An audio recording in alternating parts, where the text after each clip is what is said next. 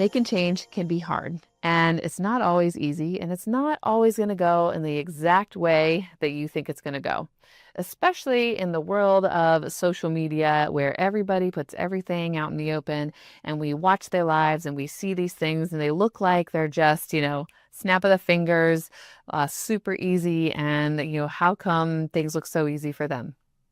Well, it's probably not super easy for them, first of all.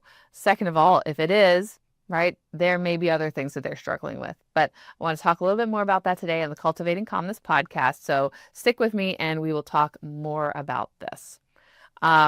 I know I talk about change and I talk about things like this all the time. And I try to talk about things in different angles and different ways of looking at change.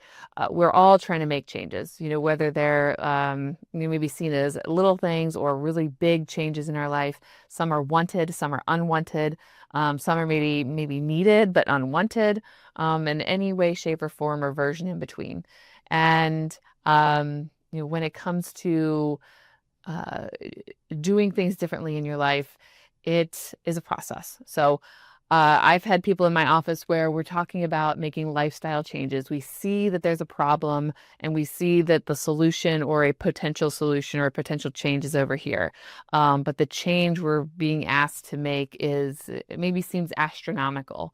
For some, it's, a coffee, right? Maybe I need to stop drinking coffee, but I love coffee.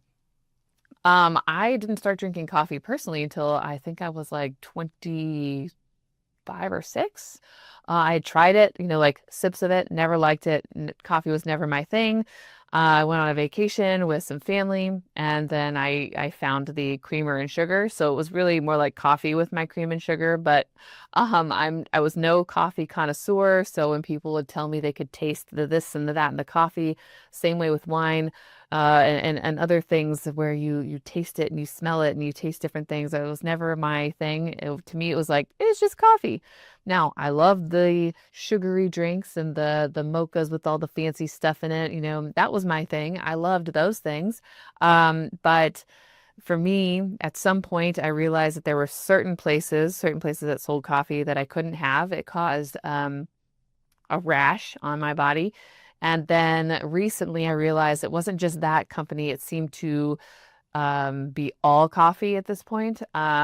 So I haven't had coffee since April. And, for me, it wasn't super difficult to give up coffee. I have found like alternatives that I like and that works for me. For other people, giving up coffee may be a really difficult thing to do. Maybe you could say they're addicted. Maybe they need the caffeine. Maybe it's just it's been part of their life for decades, right? Whatever it is for you, whatever your coffee is, trying to stop doing that may be difficult. So when we talk about making that type of change, again, fill in the blank with whatever your coffee is. I'm just going to continue to use this example. Start small. So I had a client who was having like one of the whatever they're called, really large coffees at Starbucks. And it had all the sugar in it and it had extra espresso shots in it and it had all the stuff. But we were already dealing with anxiety and we were already dealing with other potential issues that may have been potentially coming from the coffee, or at least the coffee was not helping, right? So the suggestion was, well, we could stop coffee. And that was like asking somebody just to stop breathing, right? So I was like, okay, all right, well, let's start smaller than that, right? We are going to, with the ultimate goal of maybe seeing if we can get to no coffee, but that's down the road, right? That's not necessarily next week either. That may be weeks or months or a year down the road, but let's just start small. So instead of getting the biggest one, what if we get the next one down?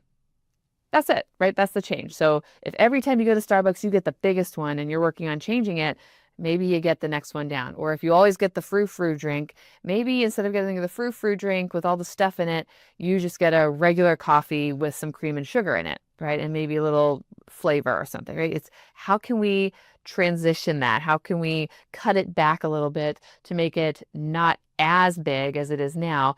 And then, you have some incremental goals. Okay, we'll do this for 2 weeks and then we'll do the next phase and we'll do that for 2 weeks and we'll do the next phase until you get to the point where, you're maybe going to Starbucks and you're ordering tea instead of coffee, right? So don't necessarily have to change that habit. It doesn't have to be I stop drinking something completely. Although if that's what you're working on, then that may be something you are working on. But in this case, it's just, I can't have coffee. The coffee may be causing me problems. Well, what are we going to do to transition out of coffee and into something else? And that's how I want you to think about your changes, right? You go to see your therapist, you go to see your doctor, your chiropractor, your massage, your PT, your fill in the blank, your teacher, and they all have tasks for you, something you need to work on. And sometimes the work, at least in therapy, is, I say for some people, is just even recognizing that the problem exists. So maybe you come in and we are talking about things and you don't even recognize that ABC is happening. So my goal would be like, well, first I need you to recognize that this is happening to you on a daily basis, that you are having these types of thoughts, that you are taking these types of actions. And when you can come back and you can tell me about how like, oh yeah, I caught myself doing, or I noticed I did, and I noticed that, and I noticed how that felt. Great, right? That was the first step. Versus the first step being like, okay, you're doing this thing, you need to stop this thing, and you need to also do this thing.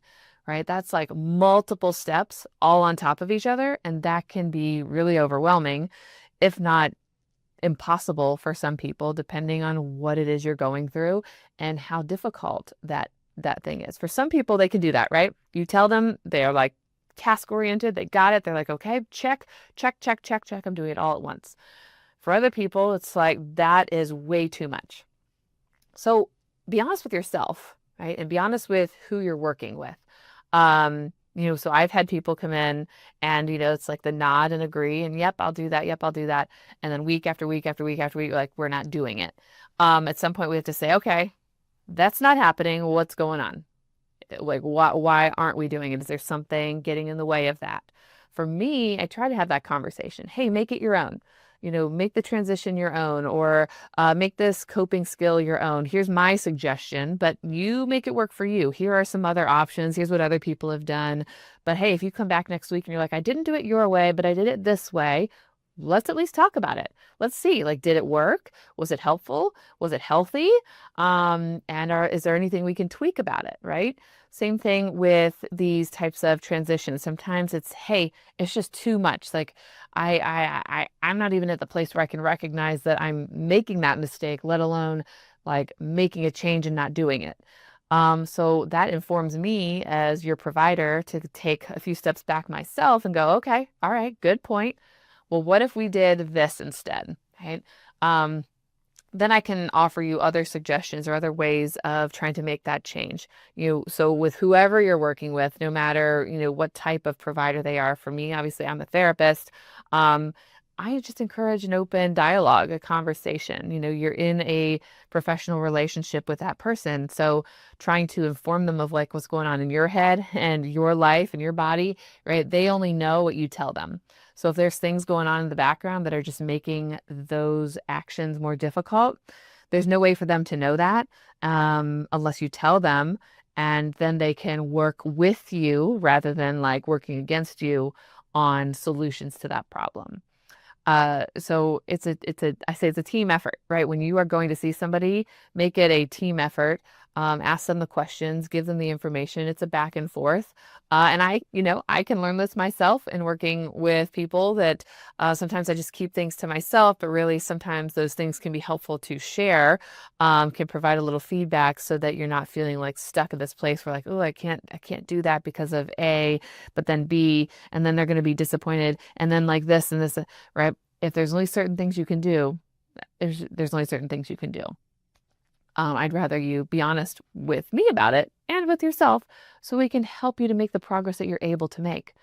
Another example might be that isn't the change that maybe we need to focus on right now. There's an exercise that I've done with people. I don't know that I've done it in a while.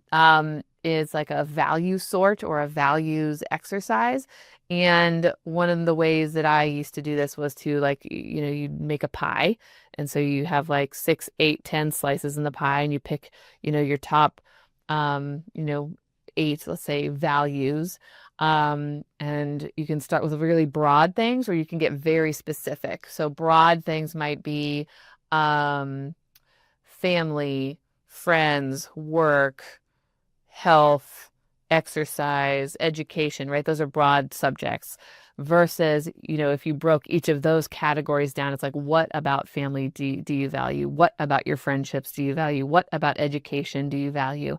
And then those could be their own things to work on. So you pick your A to values, you put them in this circle. The center is 0. I'm doing terrible at this.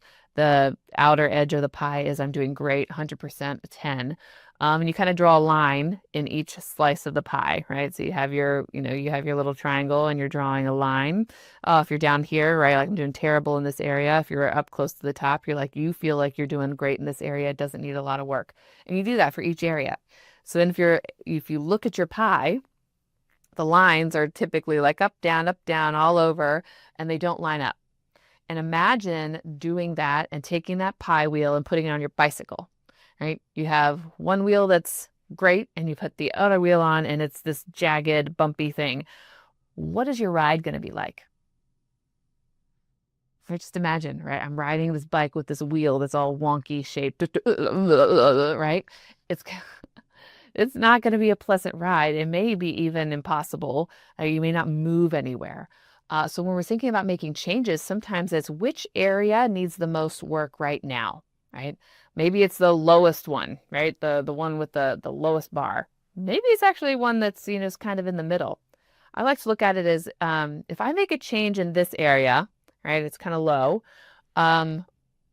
Is it going to have an effect in other areas too? So like sleep. Let's say if I wanted to work on sleep and I value my health, and that falls in their health category. And so I really want to make the change of like getting to bed earlier and getting a full 8 hours of sleep instead of like 5. Right? Well, that may take a transition time, but let's say you do that. Well, because I'm getting more sleep now, I'm able to wake up earlier. I'm able to be more productive in the morning instead of like dragging my feet. I'm able to get an exercise workout in that I normally don't do because I'm like tired in the evening and then I don't want to do it. And because I do that, I'm like eating healthier. And because I'm doing that, I'm having more time for friendships. I'm having a better relationship with, my family members, etc. Right? It could be one change has a domino effect of other changes because you made that one singular change. So I also look at that. What change are you going to make that maybe you're going to get more bang for your buck, they say, where you're not necessarily having to make all the changes at once. I want to be healthier, so I need to sleep better. I need to eat better. I need to work out more. I need to lose weight. I need to. And so you're trying to do all of those things all at once, which some people can do, and I've tried to do, but I can tell you when you try to do all the things at once, it can be really overwhelming. It can feel like a lot. And in some ways, that's a good thing, right? You're trying to make a lifestyle change, a change that's going to happen, and you want to see yourself in a different place. You want your life to look different. It's going to take lots of change to do that. But is it sustainable? Am I able to keep it up, right? The coffee thing. If I were to say I go from a large venti, I don't know what they're called, large coffee to a no coffee, am I going to be able to sustain that for a long period of time? Or am I going to do it for 2 days and I'm going to give up and I'm going to go back to doing it because it was too much for me at this time?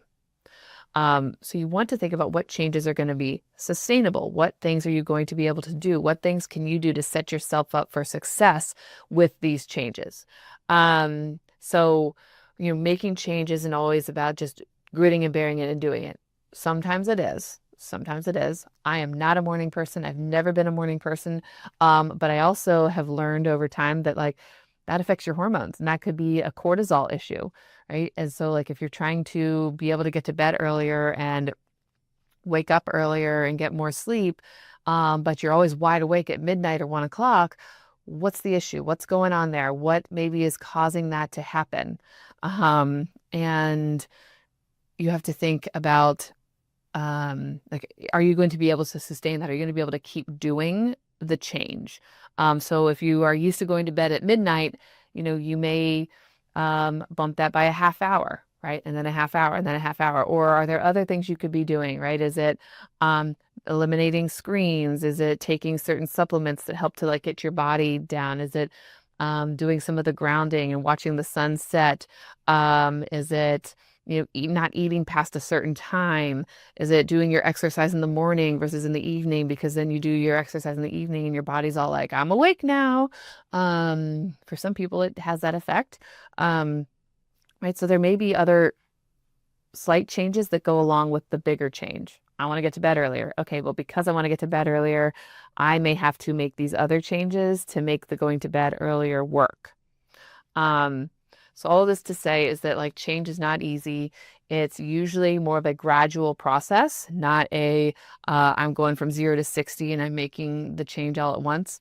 It can work like that for some people, but if you're seeing that in your friends, you're seeing that in your social media feed, and you're not able to do it, that's okay.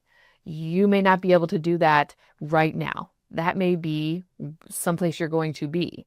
That's okay, right? That doesn't mean that you're a failure. That doesn't mean that that making that change is impossible for you. It just means that it's going to look a little different for you than it is for these other people you're witnessing. And just remember, right? Just because you see something doesn't mean that what you're seeing is all it's cracked up to be, right? The whole walk a mile in somebody else's shoes thing, right? Just because somebody looks like they have it all together doesn't mean they have it all together. They're putting on a good show for you, and it looks good, but behind the curtains, behind the scenes, things aren't as great as they're made out to be. Okay. So don't compare yourself to somebody else's journey, your journey to someone else's journey. That steals your joy, right? Comparison is the thief of joy. I don't know who said it. But it's true. When we start to compare, we go, oh, I wish I had, I wish I could, I wish I did, I wish mine, right? We're not then acknowledging what we do have and what we have the capability and ability to have and do ourselves. It's always this wishful thinking about other people. Yeah. So change is hard. We're all doing it. We all make changes, again, whether little bitty changes or really big changes. You name it. We're out there doing it.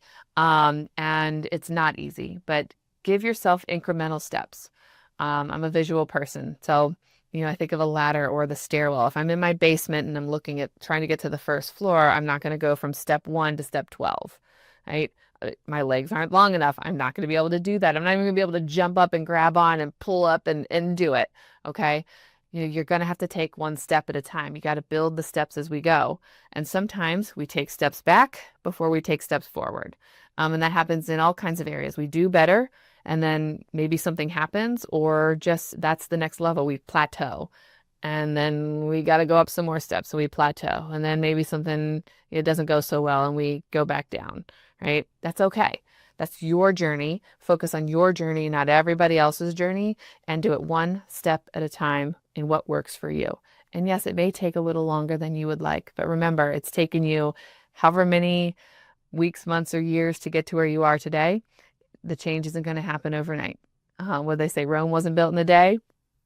Your change is going to happen in a few short weeks. Oftentimes, it's going to take time. Give yourself grace. Give yourself time. Have patience with yourself and the process. You'll get there, and you'll find the other things that are helpful in between, as my clients and I often do as we're working through things with them. So I hope you had a wonderful week and a wonderful rest of your week. It's hump day, so just a few more days to go till the weekend, and I'll see you again next week.